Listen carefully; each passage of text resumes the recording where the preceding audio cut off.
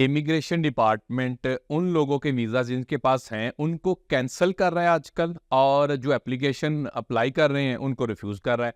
तो अगर खुदा ना खास्ता अनफॉर्चुनेटली आपके साथ ऐसा हो जाए तो आपको क्या करना चाहिए, आपके राइट्स क्या हैं इस हवाले से? एक तो ये है कि अगर आप ऑनशोर हैं, आपने ऑनशोर अप्लाई किया हुआ है, तो आपके पास आमतौर पे अपील राइट आता है। अब इस अपील राइट में किया क्या जाए? अगर खुदा न खास्ता वीज़ा कैंसिल हो गया है, उसमें और चीज़ें हैं, और अगर आपका वीज़ा एप्लीकेशन रिफ्यूज़ हो गई है तो उसमें और चीज़ें हैं। अच्छा, अगर कैंसलेशन हुई है तो कैंसलेशन की सूरत में एप्लीकेशन जिसका वीज़ा होता है वो स्ट्रेट अवे अनलॉफुल होता है। उसके पास अपील का राइट होता है, वो ट्राइब्यूनल में जा सकता है और इनको ब्रीजिंग ई मिलता है। इसको मैं ज़रा ओवरव्यू दे रहा हूँ ताकि जल्दी से इसको कवर किया जा सके। दूसरे नंबर पे, अगर आपका रिफ्यूज़ हो गया एप्लीकेशन तो किया क्या जाए? अगर तो भाई आपके पास सब्सटेंटिव वीज़ा है, तो आप दोबारा से अप्लाई कर सकते हैं। आपको अपील पे ना भी जाए तो बात बन जाएगी। ये बड़ा क्रिटिकल पॉइंट है। दूसरा, अगर आपके पास सब्सटेंटिव वीज़ा नहीं है और आपके पास ब्रिजिंग वीज़ा है, ब्रिजिंग में आप चले गए, तो आपके पास आपका अगर वीज़ा एप्लीकेशन रिफ्यूज़ हो गई तो आपके पास अपील राइट होता है। अपील राइट आपके पास है, आप ट्राइब्यूनल में जा सकते हैं, ट्राइब्यूनल जो कि एएटी कहलाता है, और आप उस हवाले से, जिस हवाले से आपका वीज़ा रिफ्यूज़ हुआ है, आप उसको कॉन्टेस्ट पॉइंट को कर सकते हैं।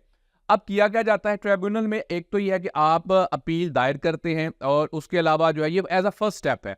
उसके बाद जब आपका ट्राइब्यूनल के अंदर आपका नंबर आने वाला होता है तो ट्राइब्यूनल आपको मजीद इंफॉर्मेशन या डॉक्यूमेंटेशन आपसे मांगता है, और उस टाइम पे पूछता है कि आपको जो सबमिशन देनी है, सबमिशन के बाद आप हियरिंग में जाना चाहते हैं या नहीं जाना चाहते। तो भाई, इस राइट को कभी भी सरेंडर नहीं करना चाहिए, आपको अपील में जाना चाहिए और हेयरिंग में जाना चाहिए। इस राइट को कभी भी आपको सरेंडर नहीं करना चाहिए।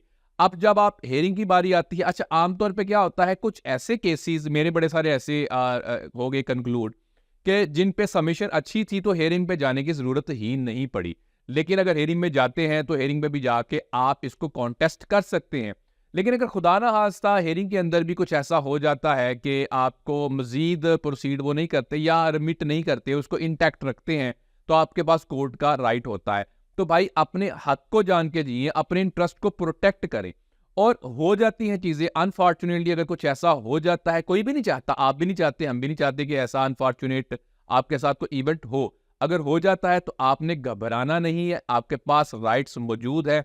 उन राइट्स को परसू करने के लिए आप मजीद प्रोसीड कर सकते हैं और उन राइट्स को प्रोटेक्ट कर सकते हैं। आप अपने पॉइंट ऑफ व्यू को पेश कर सकते हैं ट्राइब्यूनल में जाके, और आप अपने केस को प्रोटेक्ट कर सकते हैं, फेवरेबल डिसीजन ले सकते हैं। For more, thank you.